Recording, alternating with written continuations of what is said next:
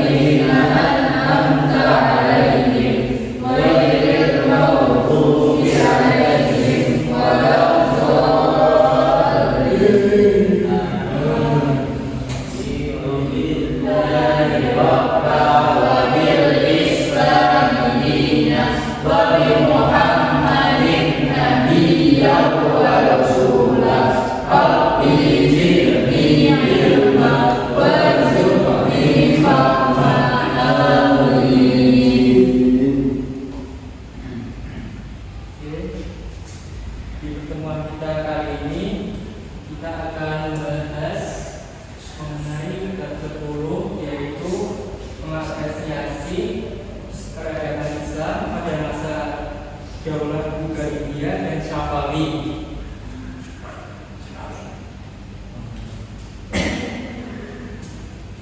Tujuan pembelajaran kita hari ini yaitu peserta didik mampu mengidentifikasi dan mengapresiasi kemajuan peradaban Islam pada masa dinasti Safawi dan Bulgaria, serta menunjukkan sikap menghargai hasil kebudayaan Islam di masa tersebut dalam kehidupan sehari-hari.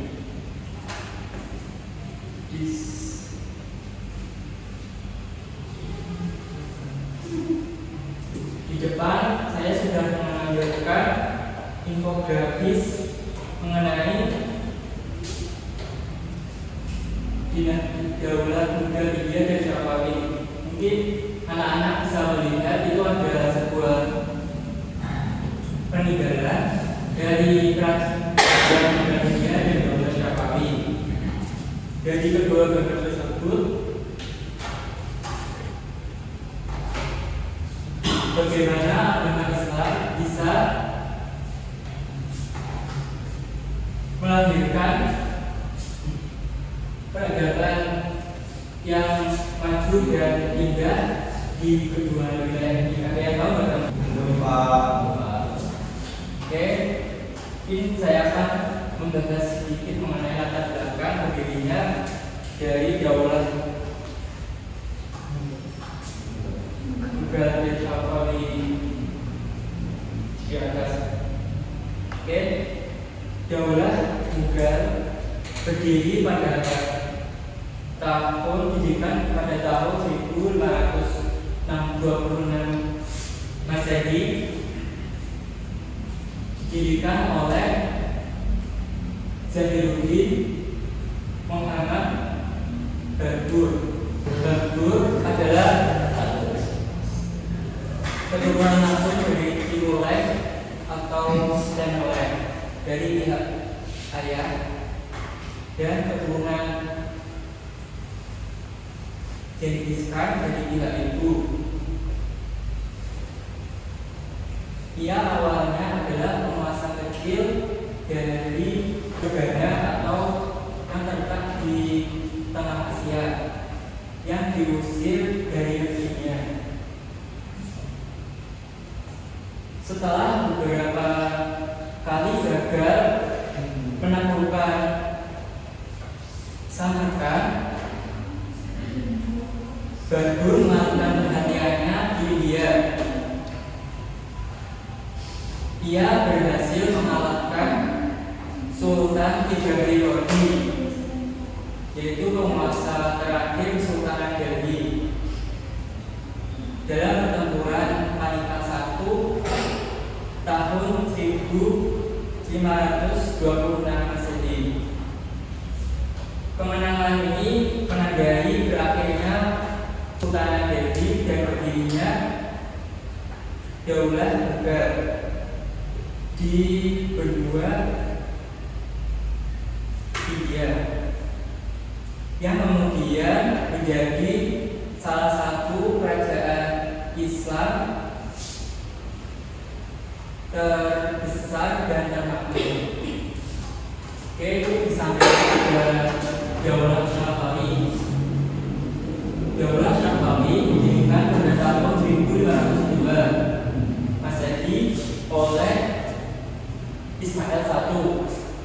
Asal mula dinasti ini berakar dari sebuah tarekat sufi yang didirikan oleh Syekh Safiuddin di Ardagil, Persia. Tarekat ini kemudian berubah menjadi gerakan politik militer yang kuat, dikenal sebagai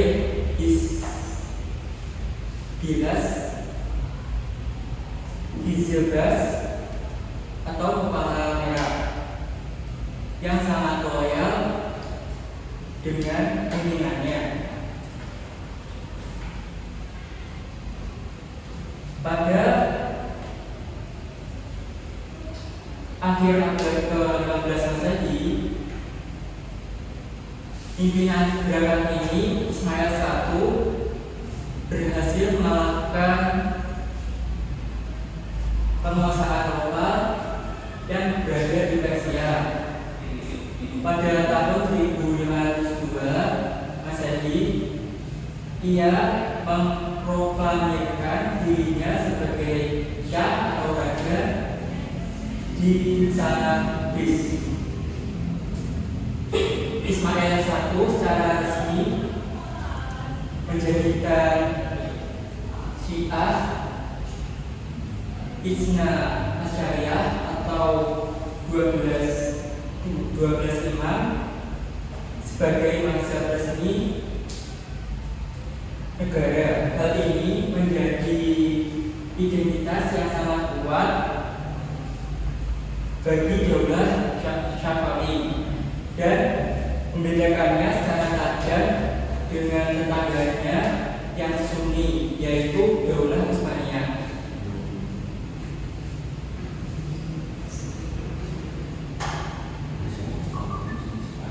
Mungkin dari sini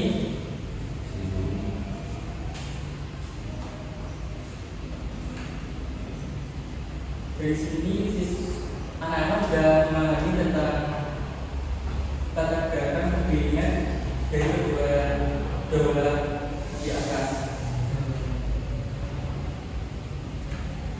Ini Pak Guru akan mengasih tugas untuk merumuskan beberapa pertanyaan untuk nanti bisa didiskusikan atau dijawab.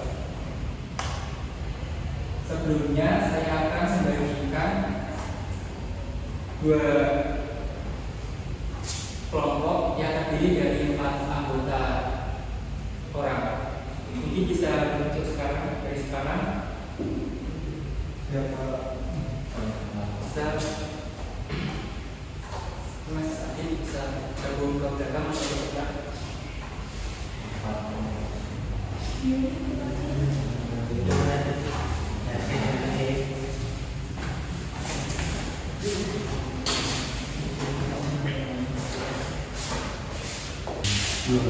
Semuanya sudah berhubung dengan kelompoknya masing-masing. Saya akan membagikan sebuah negara yang lain untuk bisa dikerjakan satu kelompok yang sama. Anak-anak nanti bisa buat 5 pertanyaan yang mengenai daulah tadi. Nah, saya jelaskan. Ini ya, Mas. cuma buat perayaan. Ya. Udah jawab. Ya. Sudah. Imputasi saya. Jadi yang tadi saya jelaskan. Iya, soal aja.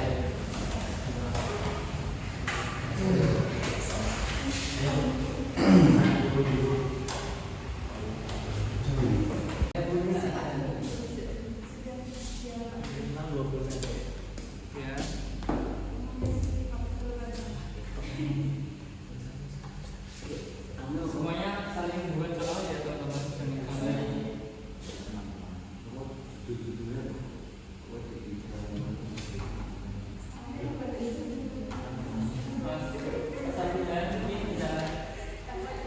Sama cari jawaban, Pak. Dibantu kelompoknya. Ya.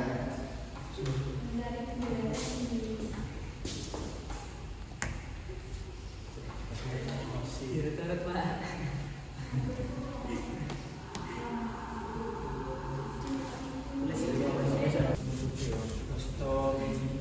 Mungkin ya kita bisa buat pertanyaan tentang apa faktor utama yang menjadi pendorong kejayaan militer pada masa Daulah Monggol di India dan Pahlawi, atau mungkin yang lain. Atau mungkin kita bisa memberikan pertanyaan, jelaskan bagaimana kebijakan keagamaan khususnya antara Syiah dan Sunni yang ada di masyarakat Safawi dan Mughal. Itu semuanya bisa mempengaruhi sistem politik dan juga relasi sosial pada masyarakat. Mungkin kita bisa ambil salah satu pertanyaan dari kedua pertanyaan tersebut ya. Oke, Nasid.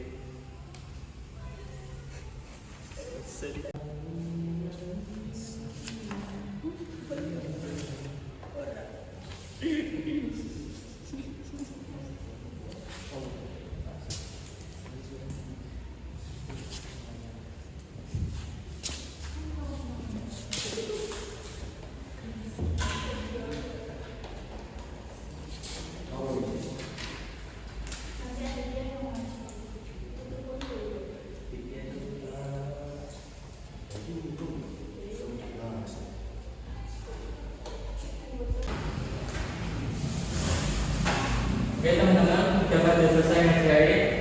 Enggak telat. Oke. Selanjutnya ini ada sebuah ringkasan materi tentang materi peradaban pada masa Syafi'i dan Mu'tazilah. Teman-teman bisa membaca dan bisa berisi yang penting-penting dari tokoh atau faktor pemuda kemajuan. Ini saya bagikan satu orang.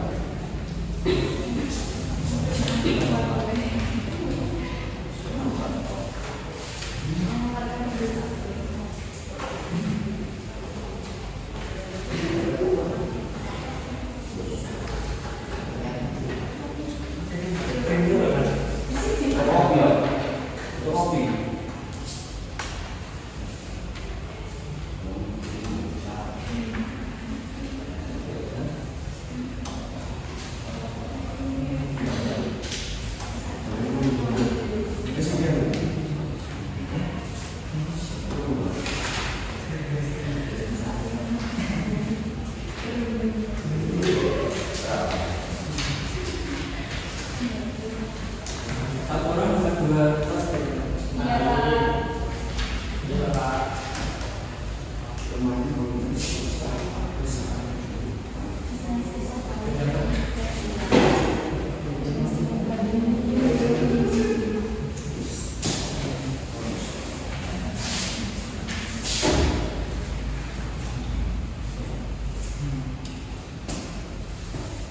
Satu lagi ya.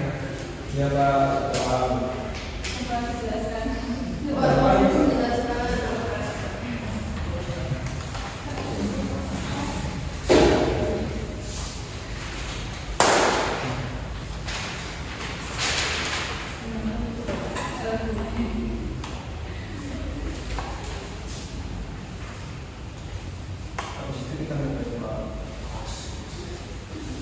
Ya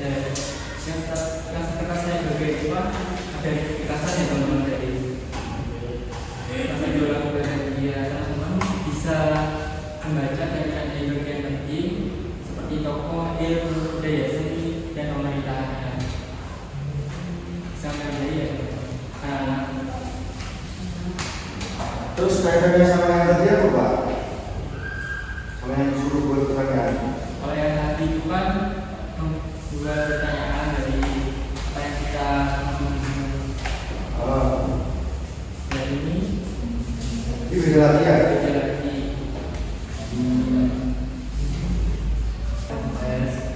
Terus ngapain Pak? Nanti setelah anak-anak memahami lingkaran tersebut, nanti bisa membuat peta konsep ya tentang hubungan sebab atau akibat kemajuan yang api dan juga Iya, Pak.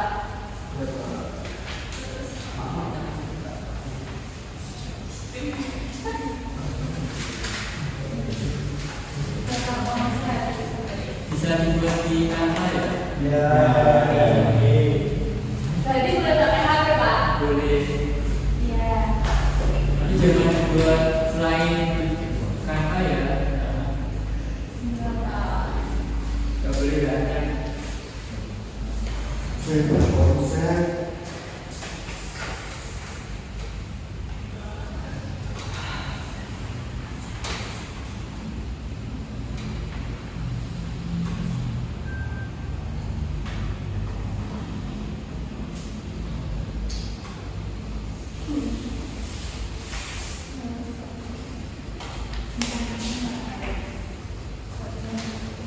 Terlambat. Oke, Pak. Dan ya, semuanya ya. Iya. Oke. Bisa membuat peta konsepnya udah belum? Belum.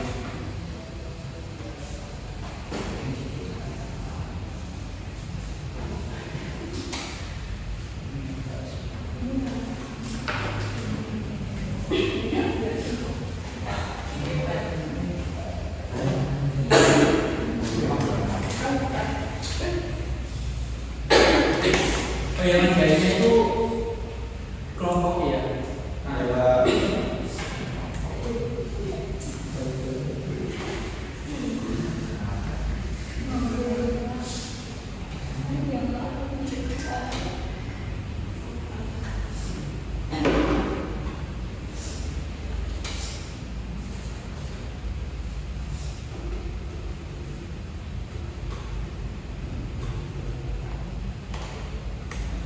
Kelompok sini siapa tahu kalau munggul Pak? kenapa? Siapa yang munggul apa semuanya? Dan oh kalau kelompok dua itu juga Munggul. kelompok satu yang kali ya.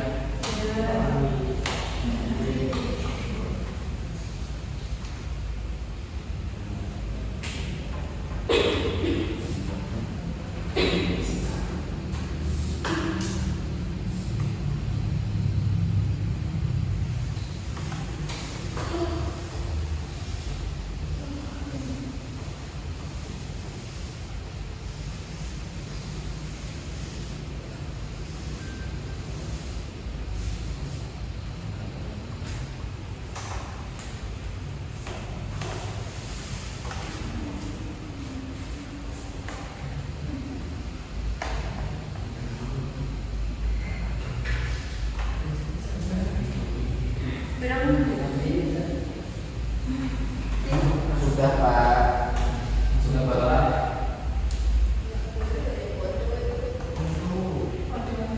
Pak. Oh iya. Kalau udah bisa duduk kembali semula ya.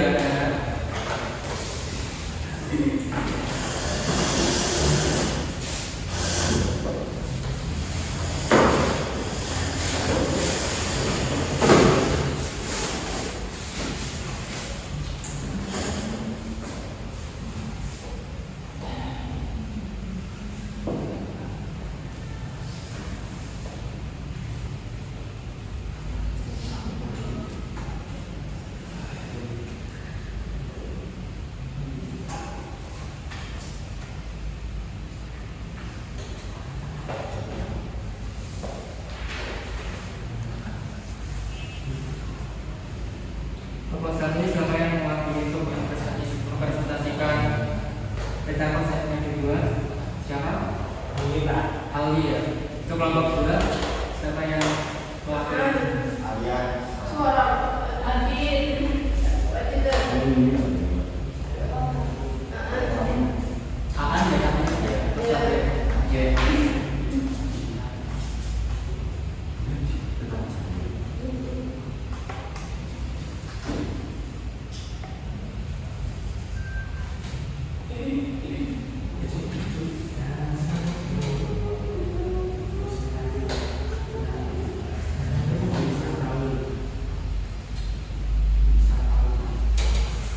Nomor 1 siapa dulu? Kelompok 1 dulu mungkin.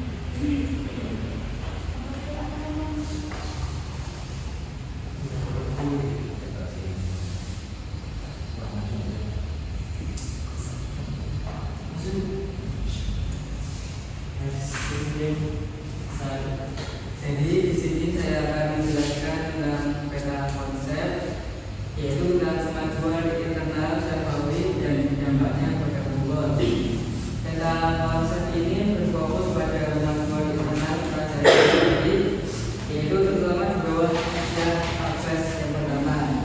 Dan bagaimana kondisi tersebut secara dalam untuk mempengaruhi kerajaan Google. Pusat kemajuan kerajaan Syafawi pada abad ke-16 sampai ke-17 Masehi. Sebab pertama yaitu pemerintahan Syah Akses yang pertama. Kemudian reformasi militer, pasukan unggulan atau peningkatan kekuatan militer Syafawi. Kemudian pada stabilitas politik, mengatasi konflik internal istilhas atau keamanan dalam negeri terjamin. Kemudian pada kemajuan ekonomi, penguasaan jalur perdagangan, pelabuhan, peningkatan kekayaan dan diplomasi internasional. Kemudian pada kemajuan budaya dan ilmu pengetahuan. Kemudian ada akibat dampak langsung dan tidak langsung.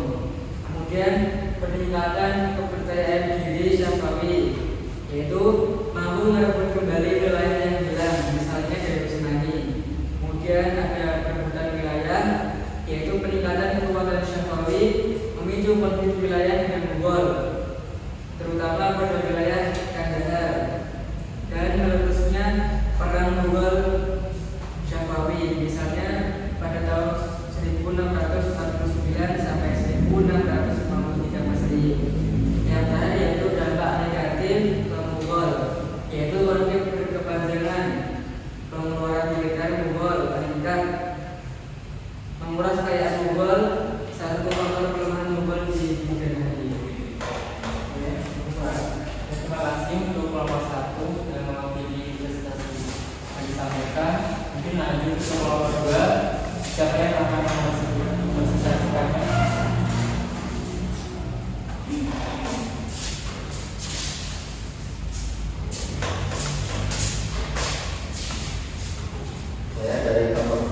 Saya mewakili kelompok 2 akan mempresentasikan tentang kemajuan Google dan hubungan diplomasi atau konflik dengan Syafawi. Peta konsep ini berfokus pada kemajuan internal Google dan sifat hubungan diplomasi sekaligus konflik yang terjalin dengan Syafawi. Pusat kemajuan kerajaan Google abad 16 sampai 17 Masehi, terutama pemerintahan Akbar, Jahangir, dan Shah Jahan. Administrasi terstruktur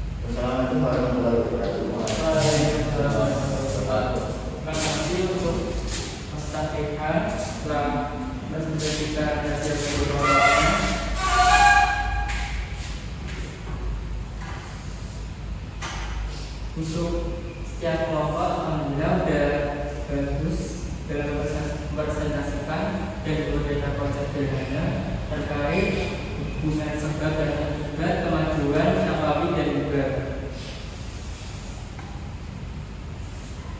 kita kemudian saya akhiri dengan pelajaran yang berharga dari peradaban Syafawi dan juga yang bisa kita terapkan di masa kini. Mungkin teman-teman bisa menjawab. Mas Muras, ini bisa apa pelajaran berharga yang teman-teman pada pembelajaran di pagi hari ini? Jadi dari pembelajaran pagi hari ini adalah Agak keras ya Mas? jadi pelajaran yang berharga pada intinya adalah toleransi dan berdagangan, juga menghargai perbedaan agama, budaya, tentang aktivitas dan kemajuan sosial. Terus yang kedua yaitu infrastruktur strategi. Ekonomi Syafawi itu investasi pada infrastruktur dan menguasai jalur strategis perdagangan. Teknologi adalah kunci pertumbuhan ekonomi yang berkelanjutan. Selanjutnya, administrasi terstruktur, memiliki sistem manajemen dan reformasi institusional yang dibuat sangat penting untuk ketahanan dan efisiensi jangka panjang. Itu Pak. Oke, baik. Terima kasih untuk Mas Boas telah menyampaikan pelajaran yang didapat dari materi pembelajaran kita hari ini. Mungkin ini aja yang kita dapat. Mungkin ini aja pembelajaran, sampai sini saja pembelajaran yang kita pelajari pada pagi hari ini. Sebelumnya kita akhiri dengan bacaan hamdalah dan berdoa kepada Allah. Alhamdulillah.